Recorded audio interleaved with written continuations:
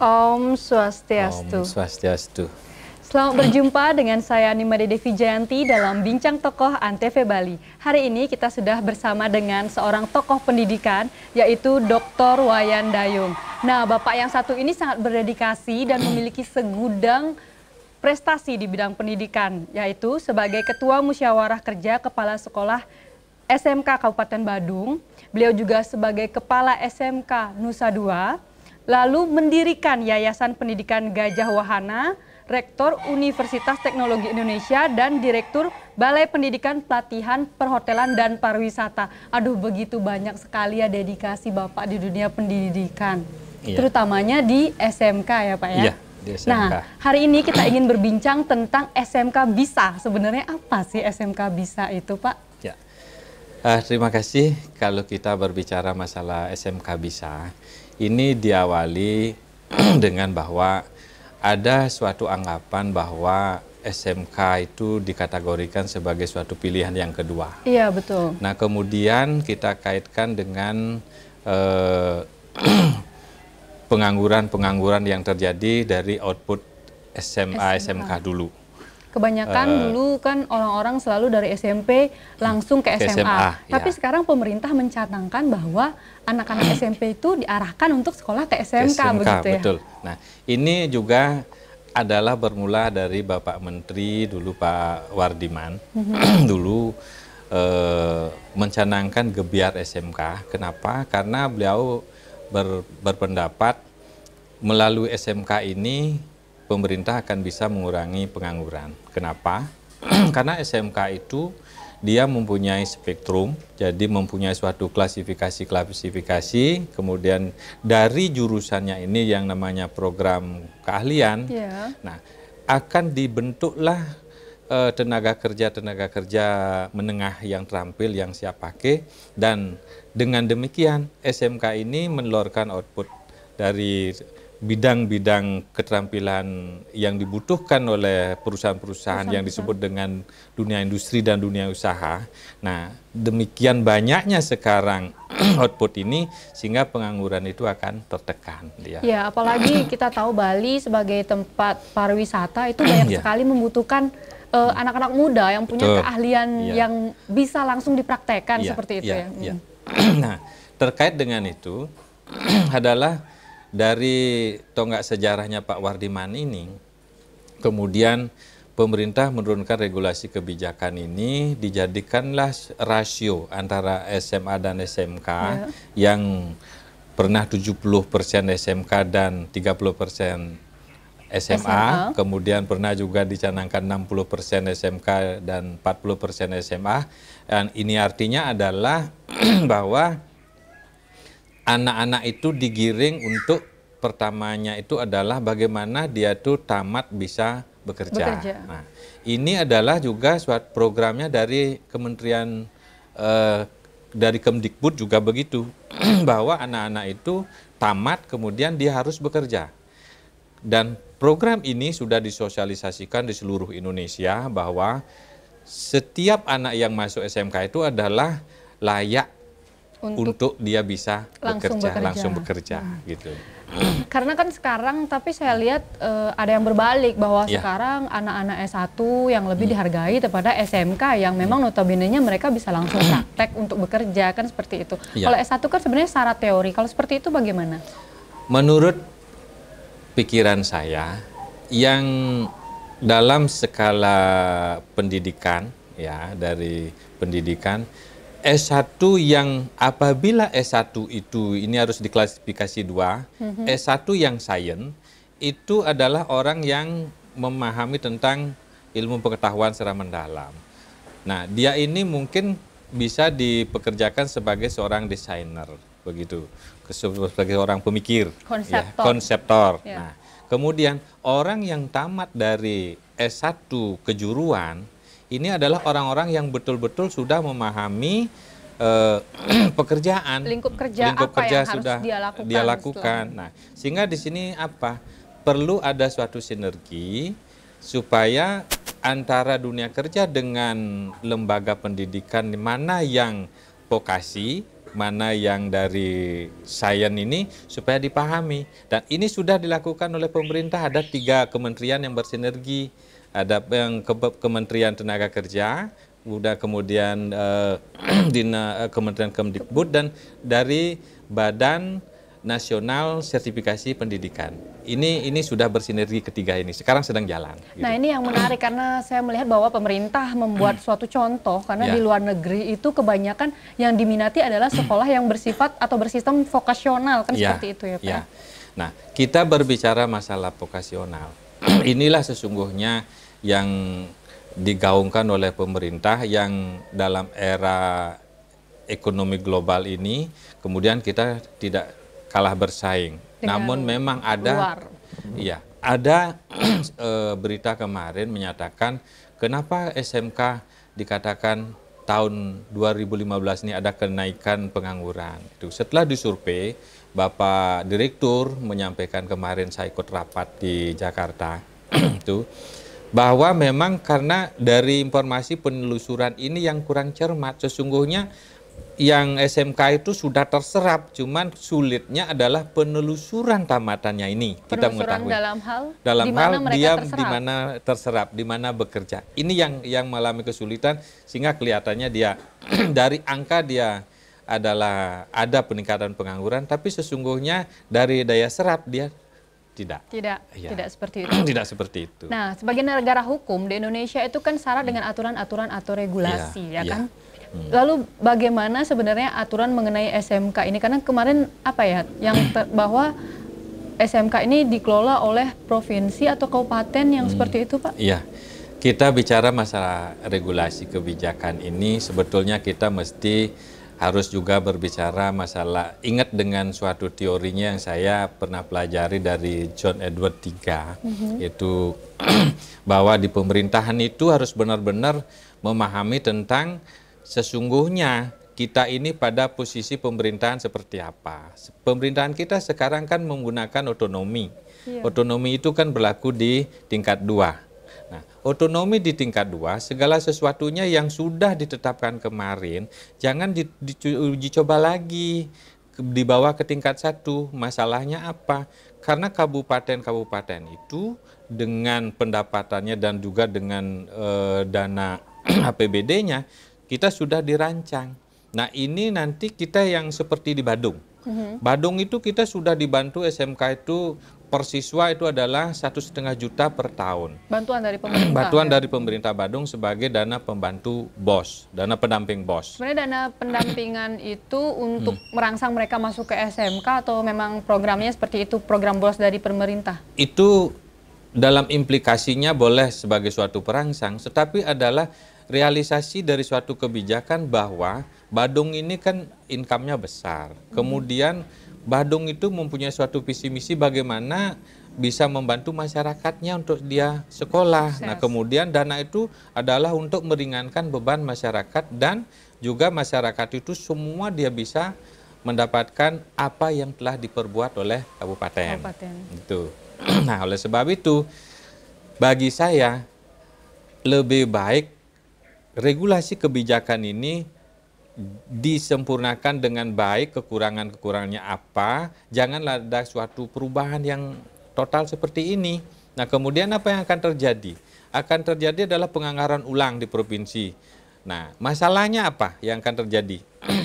Bagi sekolah-sekolah swasta, penganggaran itu adalah mulai dari Juli. Ya. Kita akan per 1 Januari itu akan baru masuk ke provinsi ini kalau jadi. Gitu. Kemarin kan ini ditunda karena keputusan MK oleh Bu Risma. Ya. Nah, kemudian Januari kita akan diterima, Juli kita harus sekarang sudah buat anggaran. Dapat enggak kita akan anggaran di provinsi? Nah, provinsi belum berani menyatakan.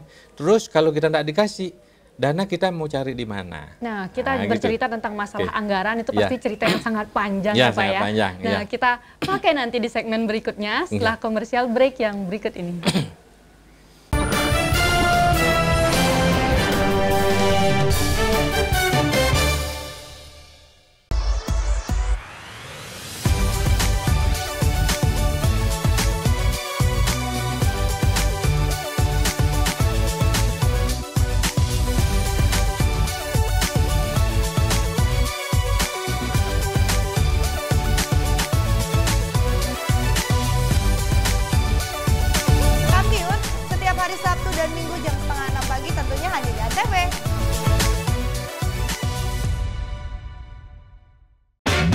kami memberikan berita aktual dan secara langsung. Laporan langsung dan terhangat disaksikan warga dari berbagai penjuru dunia. Kita punya banyak berita seru. Paling update langsung dari lokasi. Masih terus digelar oleh Polsek Kebayoran Baru. Langsung dari Simpang Gadok, Ciawi, Bogor, Jawa Barat. Dan pastinya menghibur. Masih soal hewan nih. Pemirsa Selamat Malam Indonesia pengen tahu sejarahnya.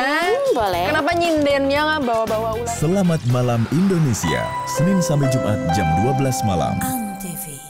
Acara paling seru favorit pemirsa. Ketemu lagi The New It Bulaga Indonesia. Seru-seruan di pagi hari. 38. Cakep Dewi Kramasnya, cakep. Dapat hadiah keren. Dapat jodoh keren. Ya, bosnya patah hati. The New It Bulaga Indonesia, Senin sampai Jumat jam 8 pagi. Antv. Pesen juri sih cuma satu. Mama, jangan sampai resep keluarganya dihancurkan oleh anak. Mama jadi harus konsentrasi. Potong apa? Jangan ngajak ngomong mulu apa? Api unggun keluar cepetan. Biar nggak tambah hancur. Ya Allah, tobat 7 turunan. Anak setan banyak apa? Dapur Mama Seru, Sabtu dan Minggu jam 11 siang. Antv.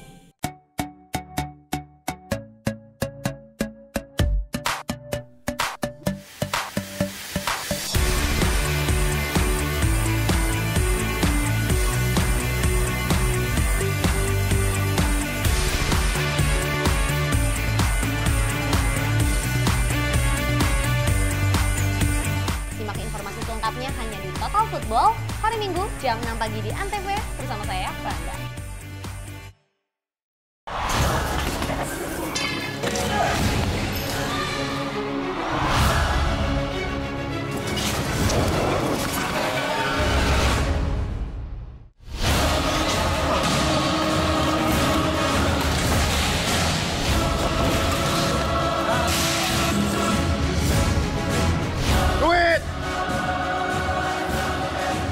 Takut. Enggak, dia lapar.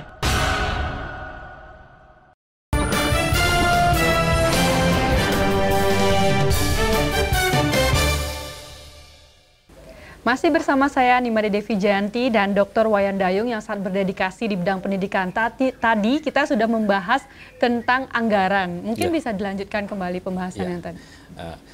Nah, kemudian kita lanjut masalah anggaran. Pemerintah sekarang janganlah dibuat pusing oleh regulasi dari pusat.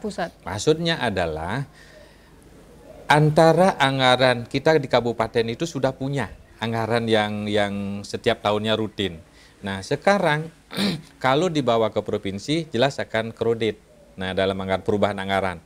Nah, sekarang juga dengan ada suatu perubahan ini, penundaan disebutkan, kemudian apakah itu akan menjadi suatu ketetapan? Kalau saya sebenarnya apa faktor dari penundaan itu? Faktor penundaan ini kan begini, kalau kabupaten-kabupaten yang sudah mampu memberikan jaminan kepada masyarakatnya, itu adalah sesuatu yang sangat dibanggakan kepada pemerintah karena dia sudah dapat membantu masyarakatnya. Kenapa lagi dibawa ke provinsi? Sebenarnya bagus sudah bagus, seperti itu supaya gampang ya realisasi kalau misalnya terjadi masalah anggarannya sudah ada kan seperti itu. Nah, kaitannya juga dengan berimplikasi pada masyarakat tidak mampu. Data itu kan dari Kaling, Kepala Lingkungan masuk ke Depsosnya di kabupaten kan gampang dia mengetahui. Tidak lagi akan masuk ke provinsi, jadi alurnya itu terlalu panjang. Sehingga masyarakat kita ini benar-benar sudah bisa diayomi oleh pemerintah tingkat 2 kabupaten. Kemudian dia sudah tahu sesungguhnya masyarakatnya dalam posisi seperti apa, cara mengatasi seperti apa. Jadi sudah dekat begitu. Nah, inilah sebetulnya yang sangat bagus karena antara pemerintah dengan masyarakat sudah sangat saling terjalin, dekat sekali. Gitu. Sudah saling bagus sebenarnya komunikasinya. Bagus, ya. Jadi masalah anggaran itu pada intinya langsung saja di kabupaten kan seperti itu ya. Jadi lebih gampang masalah penyalurannya. Nah, ini terkait dengan masalah dedikasi Bapak di bidang pendidikan. Itu banyak sekali Pak, ada ketua musyawarah kerja, kepala sekolah SMK, Bapak juga kepala SMK Nusa Dua, punya yayasan pendidikan, jadi rektor. Ini sebenarnya apa visi dan misi Bapak ke depannya untuk dunia pendidikan ini? Saya mempunyai visi misi di bidang pendidikan, bagaimana saya bisa mengabdikan diri kepada pemerintah dalam bidang pendidikan dan membantu masyarakat, gitu. Nah, bermula saya dengan Bapak Ketua Yayasan saya sekretaris, saya pendiri berdua dengan Pak Dr. Wayan Suklarnate, itu Ketua Yayasan saya sekretaris, pendiri berdua. Nah, kemudian saya mempunyai suatu imajinasi waktu itu, kemudian pemikiran dengan bertumbuh kembangnya pariwisata di Nusa Dua. Nah, saya berpikir dari tahun 90 ya. Kemudian saya mencoba mencari jalan bagaimana bisa mendirikan sekolah pariwisata. Melihat peluang. Melihat peluang, kemudian membantu masyarakat. Karena apa? Karena jangan sampai kita tidak bisa masuk ke pariwisata karena skill kita tidak ada. Nah ini, oleh sebab itu saya mendirikan sekolah pariwisata, syukur, kemudian dalam rangka penjajakan saya dengan MOU dengan para hotel-hotel, itu diterima. Nah, berdirilah SMK Nusa Dua pertama di sini. Kemudian berikutnya saya mendirikan lagi di Buleleng, di Grogak juga SMK Nusa Dua Grogak. Di Buleleng di Sawan. Cabangnya banyak. Ada SMK Nusa Dua Sawan. Di Tianyar, SMK Nusa Dua Toyoanyar. Sekarang saya di Negara, kemudian di Gianyar, saya dirikan. Nah, itu adalah bagaimana saya bisa mengabdikan diri bersama Pak Sukle itu di bidang pendidikan. Nah, kemudian juga lanjut untuk kualifikasi tenaga kerja tidak cukup tamat SMK, perlu ditingkatkan lagi. Saya buat suatu badan pelatihan dengan Disosnaker dari dasar 1 dan dasar 2, kebetulan juga saya direkturnya. Dan ini juga kita MOU dan juga kita punya kerjasama dengan CTI untuk ke kapal pesiar. Ke luar negeri. Ya, ke luar negeri. Nah, ini pun juga sangat membantu masyarakat. Nah, kaitannya dengan itu dari prestasi akademik, ya saya sebagai Rektor Universitas Teknologi Indonesia mengembangkan pendidikan. Kemudian kenapa? Karena di Nusa Dua ini orang pada sibuk kerja. Nah, sibuk kerja supaya dia bisa meningkatkan mutu kualitasnya dia juga. Ya kita siapkan universitas. Nah ini. Nah kaitannya saya diberikan kepercayaan oleh teman-teman di Badung, juga oleh dinas, bahwa saya ditunjuk juga sudah cukup lama sekali. Saya jadi pengurus MKKS, sekarang posisi jadi ketua. Dan kemudian karena apa? Kita bagaimana mengkoordinasikan dan mengimplementasikan semua kebijakan-kebijakan supaya Badung itu juga bisa bagus dan berkembang pun juga karena sudah didukung oleh pemerintah. Nah, terkait kebijakan tadi, apa sebenarnya kebijakan atau program-program unggulan yang Bapak terapkan di sekolah ataupun di yayasan yang Bapak dirikan terkait dengan SMK Bisa? Ya, kaitannya dengan SMK Bisa, saya punya 3 landasan SMK Bisa. Nah, 3 landasan. Yang pertama adalah SMK ini harus kuasai ilmu pengetahuan, attitude juga, kemudian skillnya dia di sana. Include di sana, ya.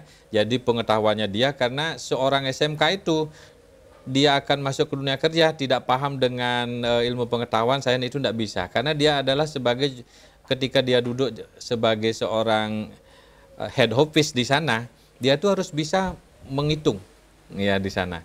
Oleh sebab itu dia satu paham tentang ilmu pengetahuan juga, paham tentang skillnya dia. Nah kemudian yang kedua adalah tentang teknologi. Jadi IT dia harus paham. Jadi IT harus paham. Kenapa? Karena semua berbasis teknologi gitu.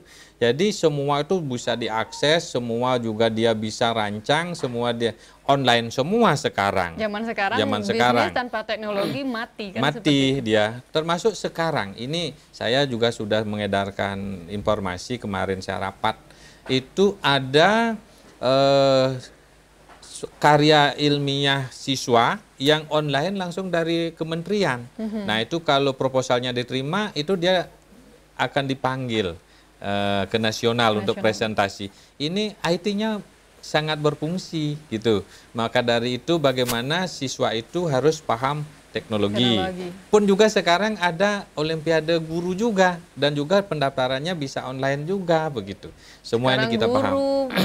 murid, semuanya harus kuasai teknologi ya. Dan juga sekarang pembelajaran harus dirancang juga sistemnya online. Kenapa? Karena kita akan mendukung regulasi kebijakan kementerian dengan ujian akhir itu berbasis IT.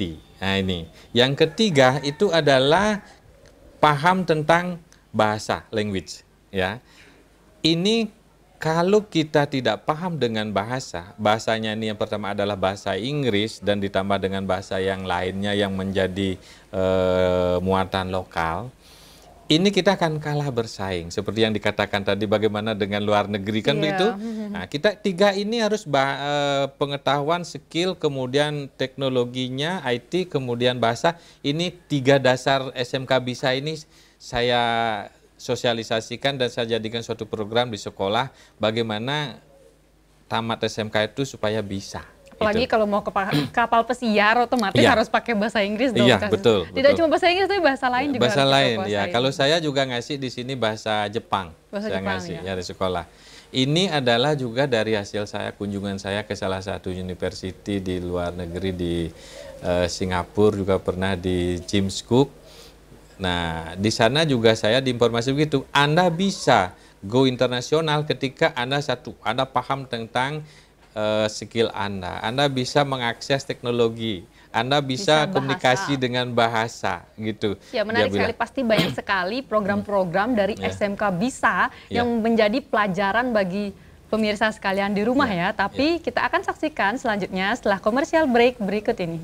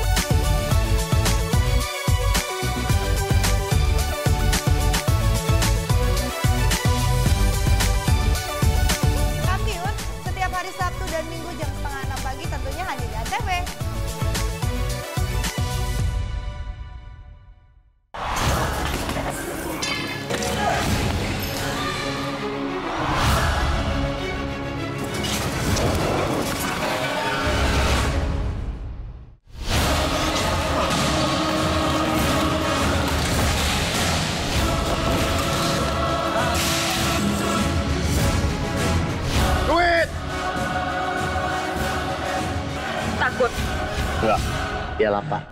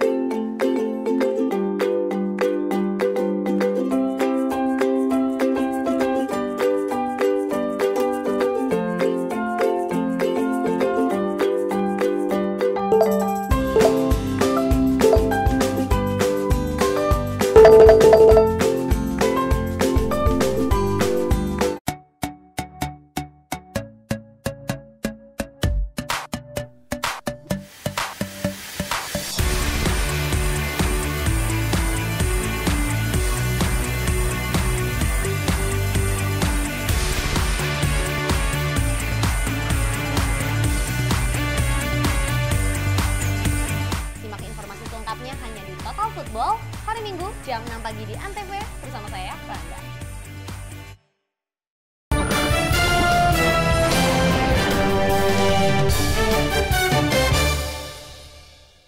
Masih dalam Bincang Tokoh Antv Bali bersama dengan saya Nimade Devi Janti dan Dr. Wayan Dayung. Tadi Bapak sudah memaparkan tentang 3 pilar dari SMK Bisa, yaitu pengetahuan, teknologi, dan juga bahasa. Nah, saya ingin tahu sekarang, kenapa anak-anak di rumah, anak-anak yang dari SMP mau melanjutkan sekolah harus memilih SMK? Sesungguhnya kalau kita bicara masalah... Harus kenceng nih jawabnya Pak untuk promosi. Masalah pilihan SMK, ini adalah gaungnya dari pemerintah, dari kementerian.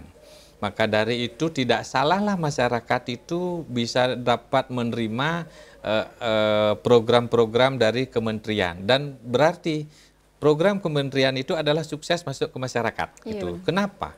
Karena kalau kita melihat SMK ini memang sudah dibentuk dari awal, dari kelas 10, dari struktur kurikulumnya itu.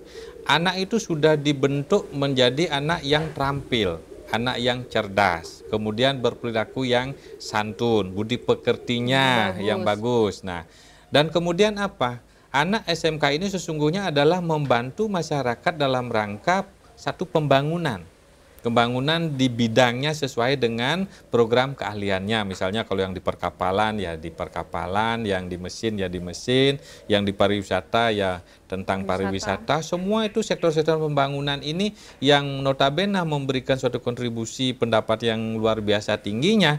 Ini masyarakat sudah dari tamat SMK sudah bisa memberi kontribusi kepada negara. Nah, kemudian dalam rangka anak-anak itu adalah lebih awal bisa mandiri. Nah, itu jadi anak-anak itu sudah sesungguhnya disiapkan lapangan kerja. Nah, beda juga dengan negara lain. Negara lain itu dia terbentur masalah umur 21 tahun baru. Kita 17 sudah bisa. Nah, oleh sebab itulah sekarang sungguhnya kita potensial untuk SMK. Jadi sangat potensial dalam hal apa? Bagaimana membentuk karakter sudah di sini. Nah, kemudian bagaimana membuat masyarakat bisa mandiri karena dia masuk ke lapangan kerja, sudah bisa. Nah, kemudian bagaimana dia bisa membantu bidang pembangunan, sudah bisa. Jadi, marilah sesungguhnya kepada masyarakat paham dengan SMK. Masuklah ke SMK, kemudian lihat kawasannya, apa yang potensial. Nah, ingat juga jangan salah pilih ya, jangan salah pilih untuk SMK sehingga produktivitas kita itu maksimal. Gitu. Nah, misalnya kalau di Nusa Dua ini adalah pariwisata. Jangan salah pilih dengan pariwisata. Masuklah ke SMK berbasis pariwisata. Nah, kalau bidangnya maunya mengembangkan ke teknologi, pilih teknologi, jangan pilih ke pariwisata. Nah, gitu. Jadi semua bidang-bidang itu sesungguhnya memberikan suatu jaminan ke depan. Berarti dari awal mereka sudah harus bisa secara spesifik memilih apa keinginan mereka. Ya? Betul. Ya, karena di sini yang namanya pendidikan yang kita dengungkan oleh juga Pak Dinas Pendidikan Kabupaten Badung, Pak Widiastike, kita itu supaya punya pendidikan dan sekolah yang berintegritas. Siswanya inilah kita sudah bentuk. Kemudian kenapa? Karena struktur kurikulumnya itu sudah dari awal membentuk integritas, kemudian membentuk budi pekerti bagaimana orang yang akan disiapkan masuk ke dunia lapangan kerja. Ya, karena kalau kita bekerja tidak hanya masalah profesional, tapi kita harus tahu masalah etika di tempat betul. kerja. Jadi attitude harus itu. Kemudian performance juga number one.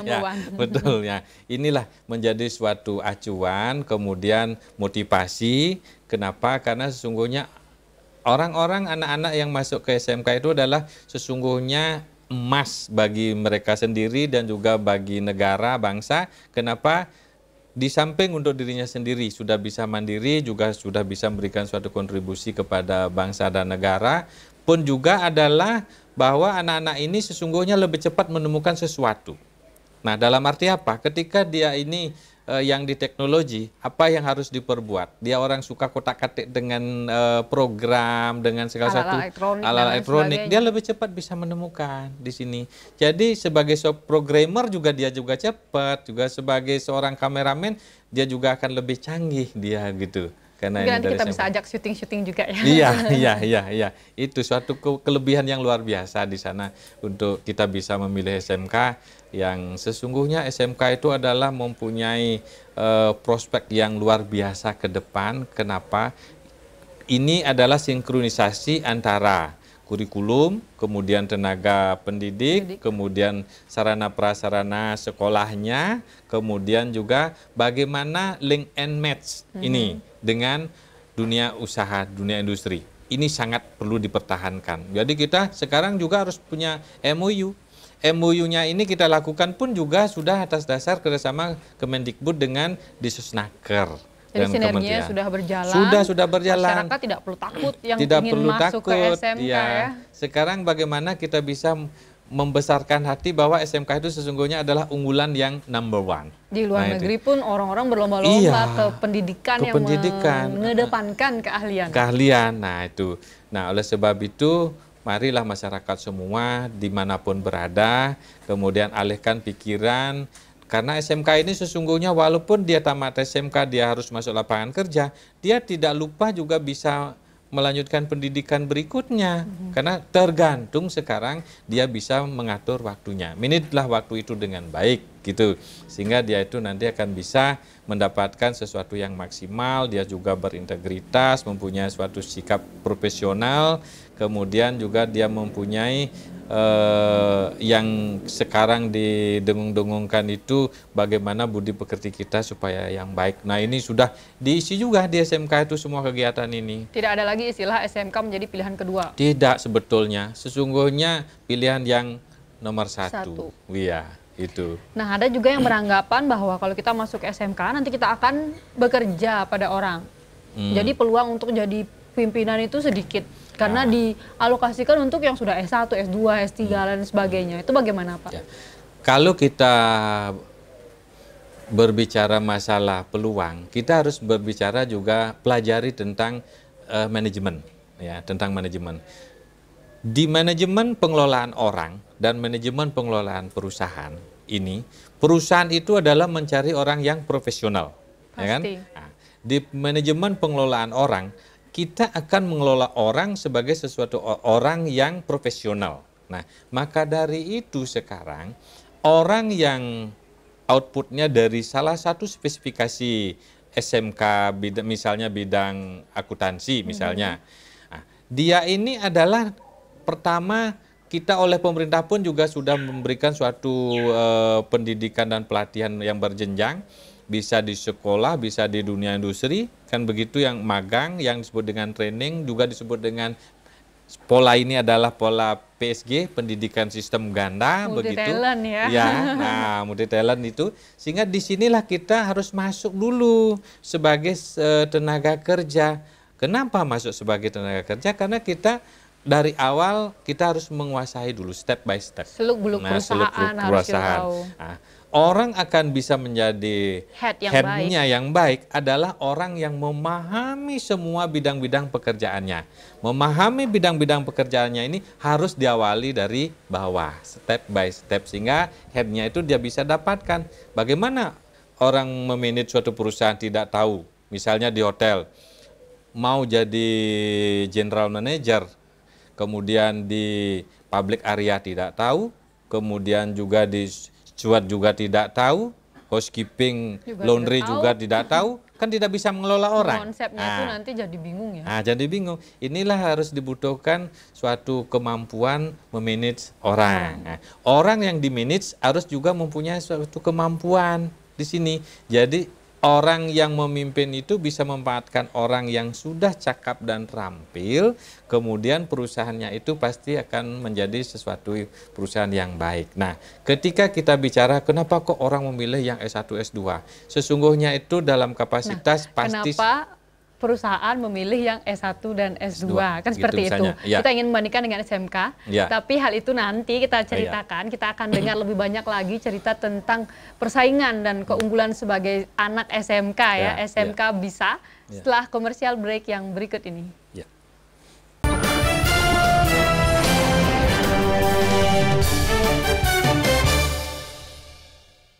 sini kami memberikan berita aktual dan secara langsung. Laporan langsung dan terhangat Disaksikan warga dari berbagai penjuru dunia. Kita punya banyak berita seru. Paling update langsung dari lokasi. Masih terus digelar oleh Polsek Kebayoran Baru. Langsung dari Simpang Gadok, Ciawi, Bogor, Jawa Barat. Dan pastinya menghibur. Masih soal hewan nih. Pemirsa Selamat Malam Indonesia pengen tahu sejarahnya.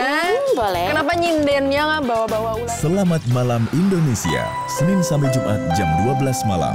TV.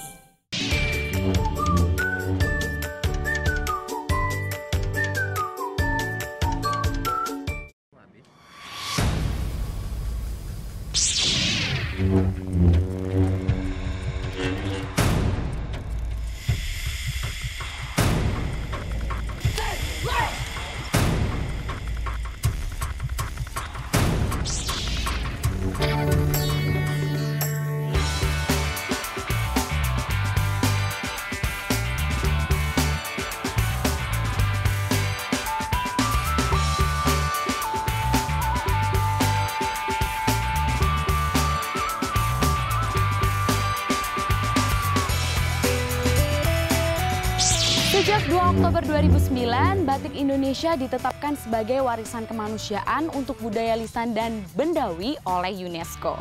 Beberapa daerah di Indonesia itu mempunyai batik, jadi nggak cuma ada di Pekalongan, Jogja, Solo, tapi di Jakarta juga ada batik. Namanya batik Betawi.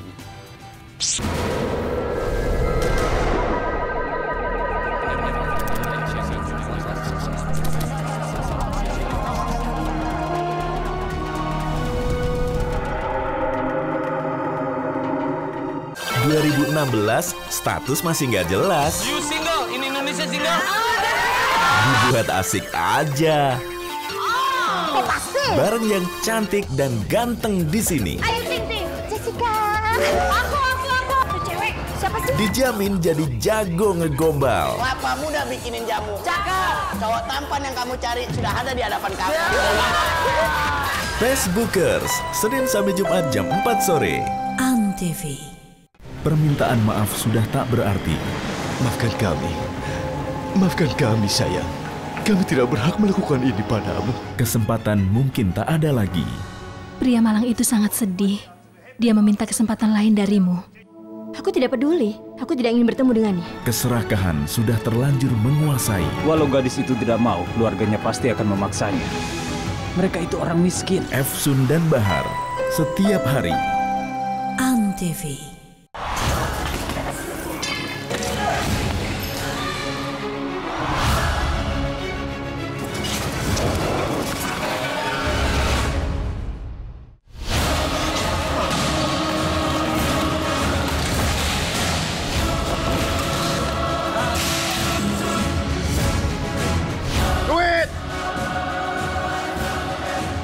Takut.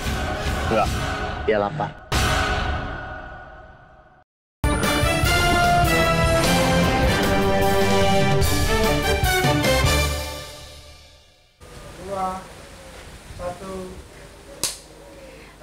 Masih dalam Bincang Tokoh Antv Bali bersama saya Nimade Devi Janti dan Dr. Wayan Dayung. Tadi kita sudah membahas tentang bagaimana tantangan dari anak-anak SMK ini supaya bisa bersaing dia menjadi seorang head dari bawah dengan anak-anak S1 dan S2. Itu bisa dilanjutkan ceritanya tadi, kayak menarik sekali tuh Pak. Ya, kalau kita berbicara masalah akademik juga pasti ya. Suatu perusahaan pasti dia juga memilih orang yang berkapasitas S1, S2. Nah, inilah sebagai suatu motivasi kepada anak-anak SMK, di samping dia memang sebagai tenaga kerja, bagaimana dia bisa meningkatkan status akademiknya. Iya, karena saya banyak kok lihat teman-teman saya yang SMK, SMA, itu setelah bekerja dia bahkan bisa mengungguli yang S1. Iya, betul, betul. Nah, ini kalau dari segi keterampilan, dari segi skillnya, tidak kalah. Serupa bahkan Serupa dia. Kadang lebih bagus malah. Iya. Kenapa lebih bagus? Karena dia itu adalah bermula dari memang bentukan tenaga kerja. Nah ini, kalau di SMK itu adalah dari awal sikap dan pemilihan bakat minat itu sudah dimulai. Anak berminat yang mana, bakat Anda seperti apa. Mulai di sanalah ditempatkan, kemudian tidak salah dia sudah memilih jurusannya dia, sehingga dia mempunyai suatu kualifikasi mungkin akan hampir sama dengan yang tamat yang S1. Nah, itu hanya saja nanti kalau secara kualifikasi akademik kita termotivasi nanti untuk bisa meningkatkan. Aturlah waktu nanti. Kenapa SMK bisa, kenapa tidak bisa kan? Dari dia juga sudah bekerja, kemudian yang kerja pagi, dia malam dia bisa kuliah kan begitu, melanjutkan pendidikan, sehingga kualifikasi akademiknya mendukung, memberikan suatu kemampuan lebih terhadap skillnya yang dia punya. Nah, kemudian tidak akan kalah juga, dia akan bisa duduk di kursi S1 yang kemarin, karena justru dia punya suatu hal yang lebih dari skillnya dia, karena dia sudah paham tentang bidang kerjanya gitu. Nah, selain itu masalah-masalah apa lagi yang dihadapi dalam membangun sebuah sistem SMK bisa ini? Ya. Nah, hal-hal yang dihadapi dalam rangka ini bagaimana SMK bisa yang sebenarnya ya. Nah, kemudian yang pertama kita melihat regulasi kebijakan itu tentang kurikulum ya. Kurikulum itu kita harus review dalam setiap tahun. Nah, sekarang Kemendikbud yang kemarin sudah diganti sekarang. Yang 2425 itu sudah diganti sekarang menjadi Kemendikbud 20, 21, 22, 23, 2016. Kita harus pelajari ini. Disinilah kemampuan sekolah mengelola suatu regulasi kebijakan. Kita paham kurikulum. Kurikulum ini kita wajib lakukan review, artinya apa yang kita harus lakukan oleh SMK terhadap kebutuhan dunia industri. Nah, di sini ada sesuatu kegiatan yang sudah itu pasti dilakukan oleh SMK. Pertama, kurikulum itu diajarkan di SMK, kita tolak ukur dengan hasil tesnya. Kemudian dalam rangka untuk training, diuji coba di dunia industri. Kemudian hasilnya nanti itu adalah kita lakukan ujian di sekolah dari hasil pelaksanaan trainingnya. Di sini ada suatu input dari anak. Apakah yang dialami oleh anak waktu selama di industri. Nah, ini suatu proses kurikulum yang harus diadakan suatu perubahan. Oh, ternyata hotel ini atau perusahaan ini, pabrik ini membutuhkan skill seperti ini. Oh, berarti kita dengar juga ya masukan dari anak-anak untuk proses pembelajaran ya? Iya. Nah, ini juga dilandasi oleh Permendikbud. Nah, Permendikbud yang dulu 81A, sekarang udah diganti. Nah, kemudian itu adalah ketika kita menyusun dan juga mereview kurikulum, kita harus melibatkan stakeholder, pihak ketiga. Di antaranya adalah Dudi dan juga komite. Komite adalah sebagai wakil daripada masyarakat. Karena di sini adalah masyarakat sungguhnya butuh apa juga. Nah, itu ada input masuk. Nah, sehingga di dalam kita membuat suatu rancangan kerja pendidikan, dari rancangan pendidikan berdasarkan pada struktur kurikulum nasional, kemudian dikolaborasi dengan kebutuhan dunia industri dan masyarakat. Itu ini akan menjadi SMK bisa. Nah, dari struktur kurikulum yang harus dipenuhi. Regulasi ini harus berjalan. Nah, kemudian yang kedua, sarana prasarana. Ini harus berjalan. Ketika kita berbicara masalah mutu, sarana prasarananya ini harus memang mendukung. Jangan sampai ketika kita menentukan KKM, jadi KKM itu adalah berapa kita akan ketuntasan minimalnya sekolah dan maksimalnya sekolah. Ini kita tentukan dari sarana prasarananya juga. Kalau sekarang sarana prasarananya sudah cukup mendukung atau belum ya? Kalau saya di SMK di Badung, nah, ini 100% ini sudah mendekati. Hampir dia bisa prosesnya 100% bagus begitu. Hanya beberapa hal ketika kita melakukan suatu inovasi. Ya, inovasi itu sangat penting. Nah, ini perlu kita sediakan. Ini pun juga sudah didukung oleh bantuan dari bos reguler sama bos pendamping, juga komite sekolah juga membantu. Nah, kemudian provinsi juga sudah membantu. Semua dari pemerintah ini juga kita sudah dibantu. Tinggal kita sekarang bagaimana berinovasi. menjadikan sekolah SMK ini betul-betul sekolah unggul, bisa dalam segala hal bidang. Bisanya ini adalah diukur dari 8 standar sampai nanti terevaluasi. Nah ini, cuman yang sekarang yang terkendala adalah di evaluasi ketika kita akan melakukan ujian nasional yang online. Nah, di sini terkait ujian nasional, gimana sih Pak sistemnya sekarang? Dulu kan anak-anak SMK itu sama juga kayak anak-anak SMA yang ujiannya berupa teori, padahal mereka banyak melakukan praktek. Ya, kalau di SMK terspesifikasi, ya. Kalau ujian itu yang sekarang kurikulum 2013 dan beda dengan KTSP. Nah, tetapi sesungguhnya ini akan bergabung menjadi satu disebut dengan kurikulum nasional. Itu nanti akan disebut seperti itu.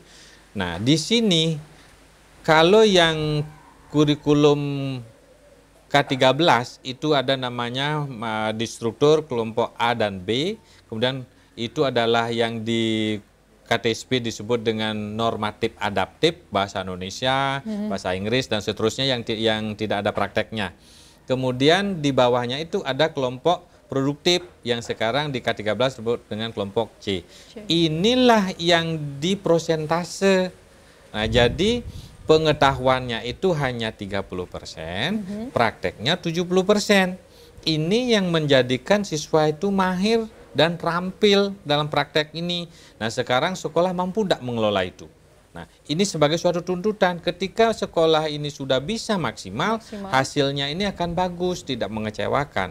Dan ini pun juga didukung oleh suatu kebijakan yang saya sebutkan tadi dari kementerian itu bersinergi. Sekarang anak-anak SMK itu diharapkan mempunyai sertifikat keahlian yang diuji oleh LSP. Jadi LSP yang sekarang untuk SMK namanya LSP 1. Nah, ini dikeluarkan oleh Badan Nasional BNSP. Kemudian di sana mengeluarkan sertifikat keahlian bahwa anak-anak ini ahli dalam bidangnya. Nah, semua sampai karyawan hotel pun juga wajib hukumnya untuk punya sertifikat keahlian profesi. Berarti kan masalah-masalah ini meskipun ada tapi perlahan-lahan bisa kita atasi ya. Kalau terhadap... Nah, ini dijawab nanti dulu Pak. Oh, ya, bagaimana cara mengatasi masalah-masalah yang ada dalam menuju SMK bisa setelah komersial break yang berikut ini.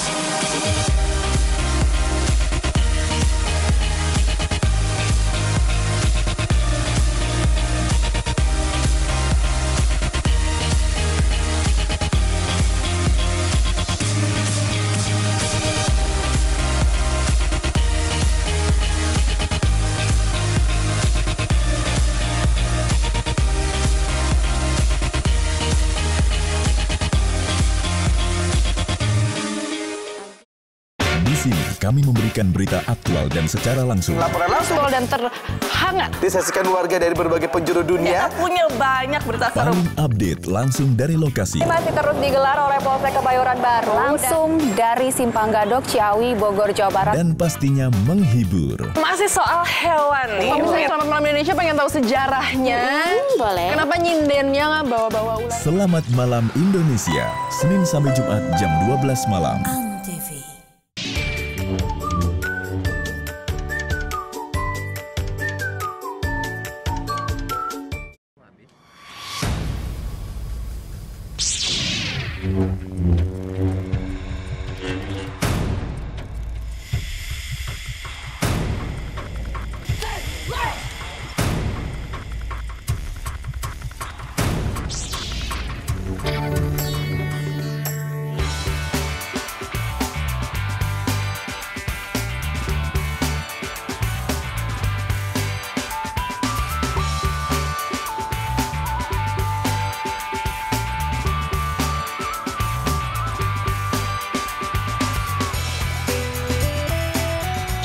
Sejak 2 Oktober 2009, batik Indonesia ditetapkan sebagai warisan kemanusiaan untuk budaya lisan dan bendawi oleh UNESCO.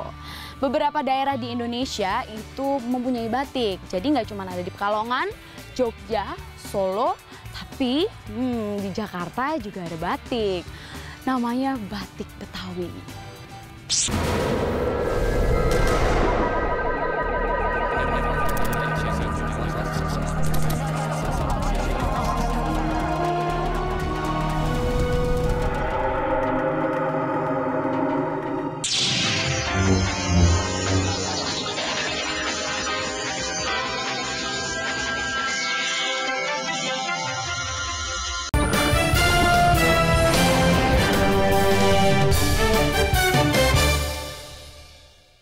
Bincang Tokoh Antv Bali masih bersama saya Nimade Devi Janti dan Dr. Wayan Dayung.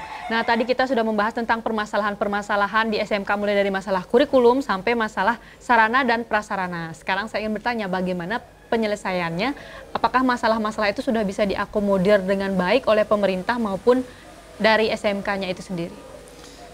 Tentang sinergitas ini, kita sangat bersinergi antara pihak sekolah dengan pemerintah. Sudah berjalan baik. Sudah berjalan baik. Kenapa?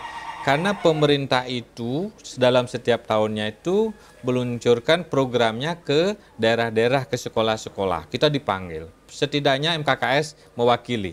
MKKS kemudian menyusun kebutuhan masing-masing sekolah di kabupatennya. Ini berlaku untuk seluruh Indonesia ini.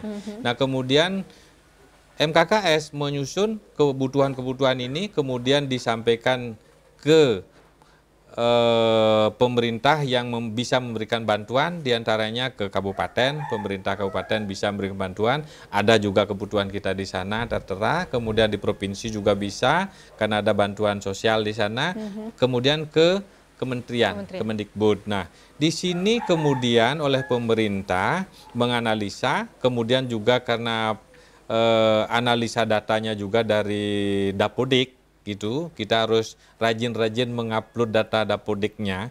Kemudian pemerintah sudah memberikan bantuan secara rutin setiap tahun. Nah, ini di Badung itu rata-rata sekolah tidak ada yang tidak mempunyai lab. Nah, ini sekarang lab, semuanya sudah diakomodir ya? Sudah semua, karena labnya inilah sebagai suatu mesin pengolah bagaimana mencetak tenaga kerja yang terampil, yang siap pakai, yang handal ini. Nah, ini sudah semua kita punya, tinggal sekarang butuh maintenance. Nah, ini bagaimana sekolah bisa mencanangkan maintenance ini pun juga pemerintah sudah dalam regulasi kebijakannya, dalam suatu ketentuan anggaran juga bisa melaksanakan hal itu. Ya, ada masalah, ada maintenance, tentu saja dari Bapak sendiri yang sangat concern di bidang pendidikan terutama SMK, ada harapan-harapan tersendiri kepada pemerintah, kepada masyarakat, dan kepada industri yang akan menerima anak-anak lulusan SMK nanti. Apa harapan-harapan tersebut? Kita dari SMK selalu mempunyai suatu harapan. Harapan ini dilandasi dengan kinerja kita. Kinerja kita ini juga dilandasi oleh acuan dari kementerian. Nah, harapan kita ke depan adalah bagaimana pemerintah itu bisa meningkatkan yang pertama masalah perhatiannya dari segi penganggaran, fasilitas. Nah, di sini tidak hanya terfokus kepada bagaimana meningkatkan skill di sekolah. Kemudian kita harus dibantu lagi bagaimana bisa lebih luas lagi ke dunia industri. Tidak cukup hanya pada training, tetapi bagaimana kita bisa melakukan pembelajaran di dunia industri. Pembelajaran dimaksud adalah anak itu mengenal lebih dalam mana departemennya ini, mana departemennya ini, dan kemudian kita bisa paham bagaimana struktur dan tata kerjanya. Kemudian bagaimana kita bisa sekarang lebih luas melakukan suatu pertukaran. Perlu ini dilakukan suatu regulasi supaya SMK itu juga bisa meninjau sekolah-sekolah unggul. Nah, walaupun juga sekarang juga sudah dirancang tentang sekolah-sekolah yang berbasis teknologi, sekolah yang mempunyai suatu kerjasama dengan internasional, itu juga dulu. Bagaimana itu bisa dikembangkan lagi? Nah, kemudian regulasi ini sangat perlu kita mengenal dunia lain. Dunia lain luar. dalam arti dunia yang lebih luas, Dunia lain nanti gaib nanti. bukan gaib. Dunia lain itu dalam arti begini maksud saya, bukan gaib ya. Gaib. Nah, jadi dari spesifikasi kita ini, misalnya kita di Boga, akan tercekoki dia itu adalah sebagai seorang pengelola dapur. Sebagai seorang cook yang profesional. Di luar itu pikiran saya bagaimana dia itu sebagai seorang yang bisa memanage dirinya sebagai seorang wira swasta. Mungkin sebagai seorang wirausaha, menemukan sesuatu yang lain dengan dasar daripada keahliannya dia ini gitu. Sehingga dia itu dari konsep kewirausahaan ini, dia itu entrepreneurship yang sekarang disebut itu, anak itu dia akan bisa merangkul yang lainnya.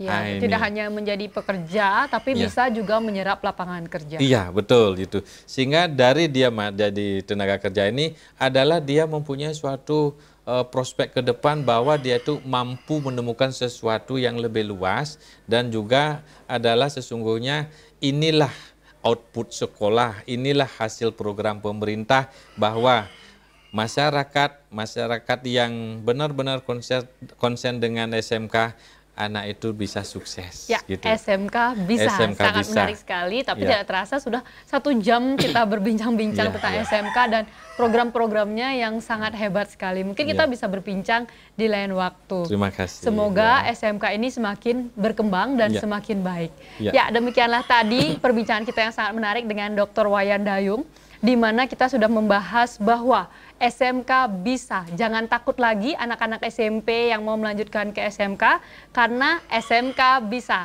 Sampai berjumpa kembali dengan saya Nimade Devi Jayanti dalam Bincang Tokoh selanjutnya. Saya tutup dengan Parama Santi. Om Santi, Santi, Santi, Om.